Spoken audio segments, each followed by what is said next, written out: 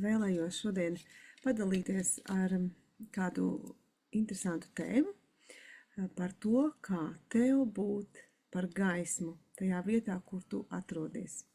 Vakar man bija iespēja būt Zoom zvanā kopā ar kādām organizācijām, šeit kristīgām organizācijām Anglijā, kas aicina kristiešus būt par gaismu un dažādos veidos un formātos apliecināt savu ticību. Īpaši šajā laikā, kad gaismas arvien mazāk un arī laika apstākļi paliek tumšāki, un mēs ieejam tajā sezonā pirms Ziemassvētkiem, kad sākam dedzināt sveces un gribam, lai šī gaisma ir arvien vairāk. Un šī akcija ir aizsākusies jau arī iepriekš, pagājušā gadā, un šogad tā ir paplašinājusies un tiek aicinātas daudz vairāk draudzes iesaistīties, un lai kur tu dzīvot, kurā pilsētā tu būtu, tu vari atrast veidu, kā tu vari kļūt par gaismu un apliecināt, ka Jēzus ir tavs kungs. Neklusēt, nebaidīties to teikt, un veidi, kā to izdarīt, ir ļoti daudz un dažādi. Un es gribu padalīties ar dažiem instrumentiem, kas ir manā rīcībā un ko es esmu lietojis līdz šim, kas varbūt arī tev var noderēt un palīdzēs tev runāt par savu ticību atklātāk un vairāk.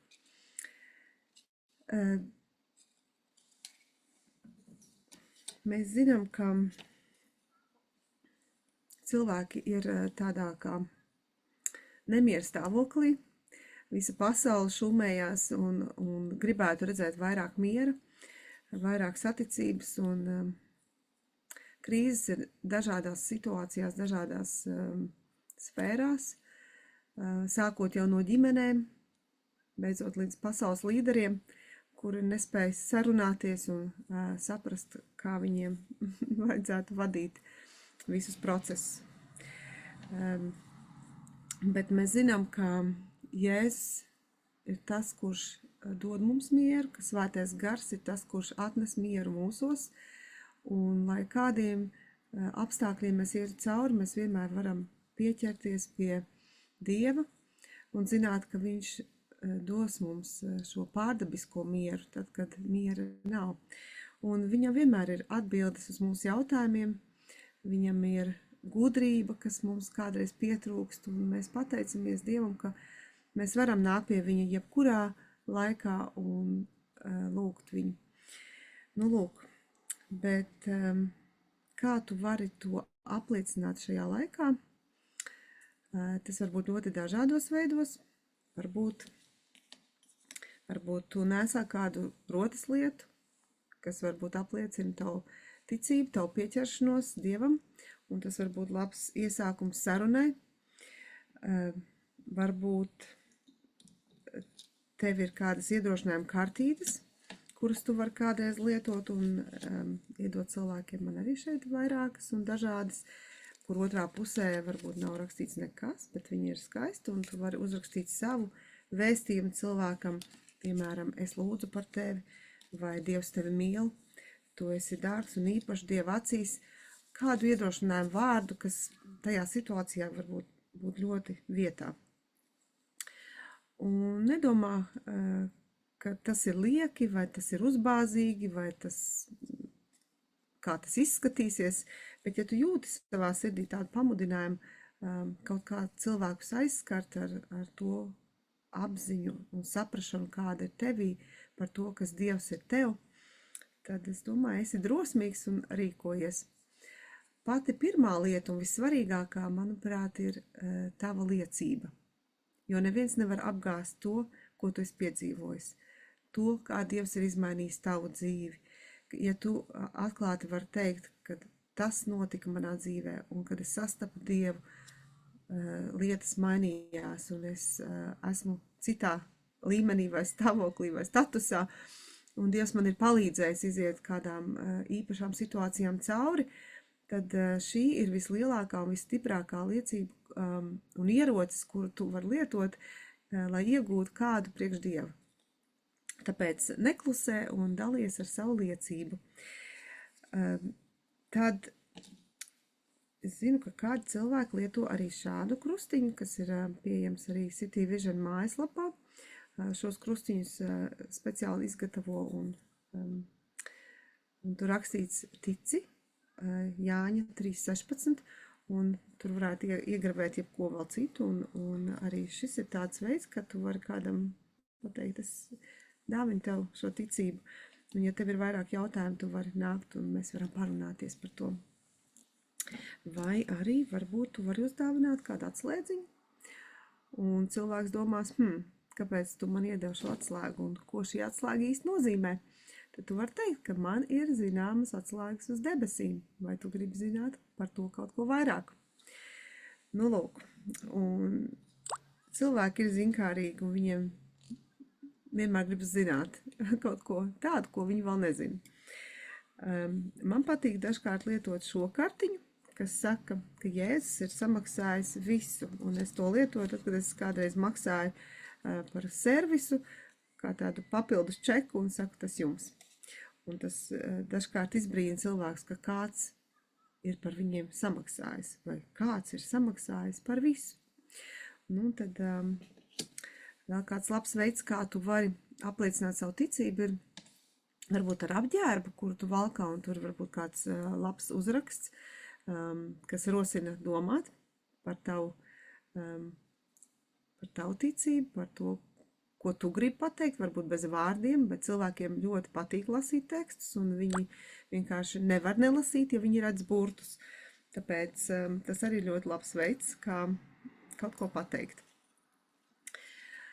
Tad manā rīcībā vēl ir šādi mazi bukletiņi, kas tika izveidoti arī, lai vienkārši pastāstītu evaņģēliju.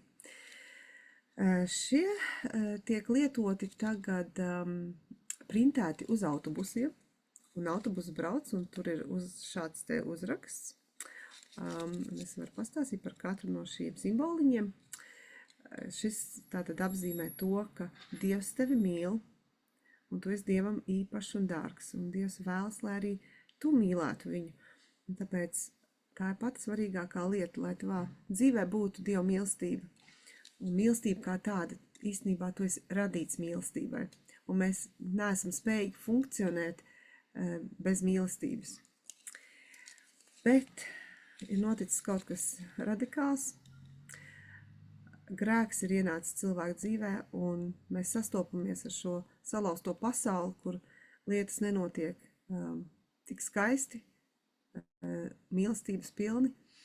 Un grēks sabojā lietas, un grēks sabojā attiecības ar Dievu, un grēks šķir mūs no Dieva. Bet Jēzus ir nācis, lai samaksātu šo grēka cenu, jo grēka alga ir nāve. Un Jēzus cieta par tevi, par mani, par ikvienu, un izcieta sodu tavā vietā, manā vietā, lai mēs varētu dzīvot un būt atpakaļ šajā sadraudzībā ar Dievu. Un tad atliek tikai viens jautājums, ko tu izvēlies. Vai tu izvēlies ticēt Jēzum, vai tu izvēlies pieņemt šo dāvanu, kas Dievam ir priekš tevis, vai tu izvēlies viņam sekot. Un tā ir vienmēr tava izvēle. Dievs neuzspiež sevi ar varu, bet šodien ir tavs jautājums, un šodien tu izvēlies. Lūk, un aiz katra šī zīmējuma ir arī paskaidrojums, ko tas nozīmē. Tur arī QR kods uz mājaslapu the4points.com, kur var noskatīties tādus video par katru šo tēmiņu un atrast arī vajadzīgos resursus. Un vismaz vairāk kā 15 gadus atpakaļ mēs saskārāmies ar šādu vēl instrumentu, kas saucās dvēseļu iegūšanas skripts. Kam tas ir domāts un kā tas palīdz? Šis skripts palīdz turēties tev pie sarunas tēmas. Jo bieži vien, kad mēs iesākam sarunu ar cilvēkiem, viņiem ir 1001 jautājums, un viņi bieži vien aizvada mūs kaut kur savos domu labirintos. Bet šis skripts palīdz turēties pie tā sākotnējā punkta un sarunas, ko mēs uzsākām. Un šī saruna sāks pavisam vienkārši ar 2 jautājumiem. Vai kāds jebkād tevi teicis, ka Dievs tevi mīl? Atkal, kā jūs redzat, sākās ar to pašu mīlestības jautājumu. Un otrs jautājums, kā tu domā, ja tava dzīve šodien beigtos, kur tu būtu? Un atbildes jūs varētu šokēt. Kādi nezina, kādi domā, ka debesīs, kādi domā, ka es noteikti nonākšu ellē. Un dažkārt es vienkārši esmu šokā par to, ko cilvēki saka.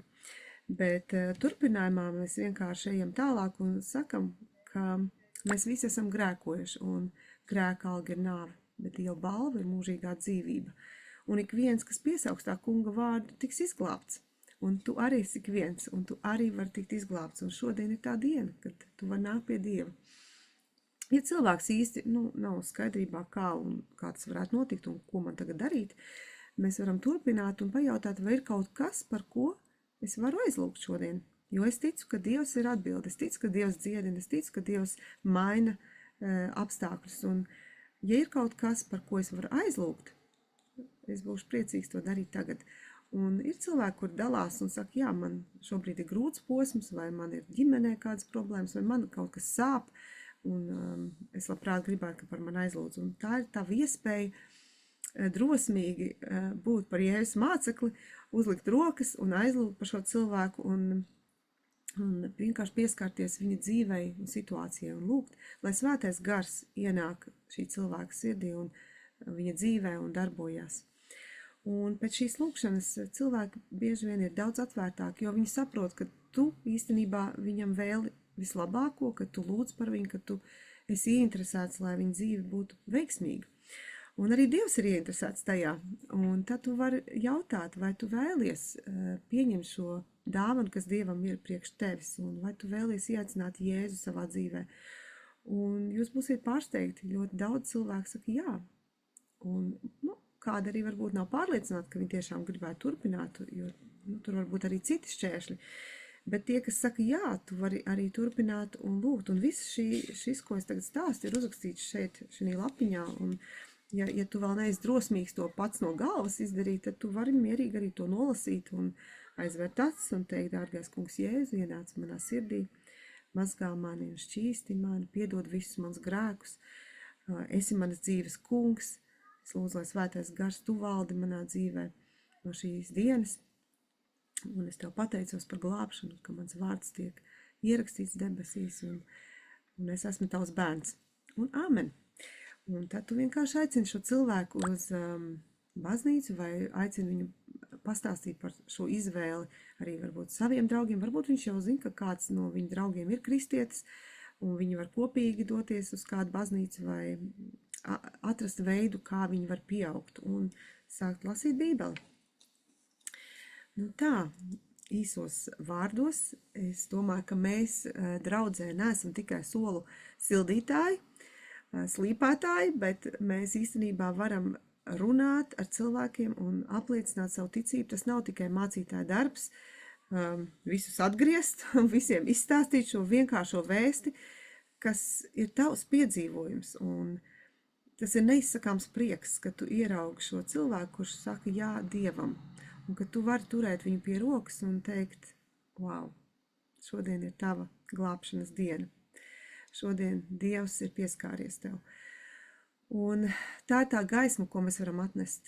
Gaisma, ka tu izdari kaut ko labu kādu dzīvē, ka tu varbūt izdari kādu laipnības žestu, ko cilvēks nav gaidījis.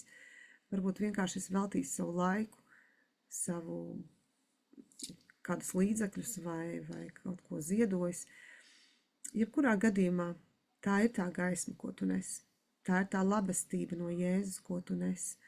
Un es aicinu tevi šajā laikā, oktobrī, decembrī, kad mēs visi tojamies šim laikam, kad pasaulē visi svinēs Ziemassvētkus, viņi svinēs Jēzu kā piedzimušu silītē, bet mēs zinām, ka Jēzus ir augšām cēlies, viņš ir kungu kungs un viņš ir mūsu glābējs. Un tas viss nebeidzās tikai ar Ziemassvētkiem, bet tas turpinās ar lieldienām, augšām celšanos un mūsu dzīves izmaiņām. Tāpēc, lai Dievs svētī tevi un lai tu arī kļūtu par aktīvu Jēzus mācekli un sekotāju, kurš apliecina savu ticību darbībā. Lai tava mīlestība izpaužās visos veidos. Esi svētīts.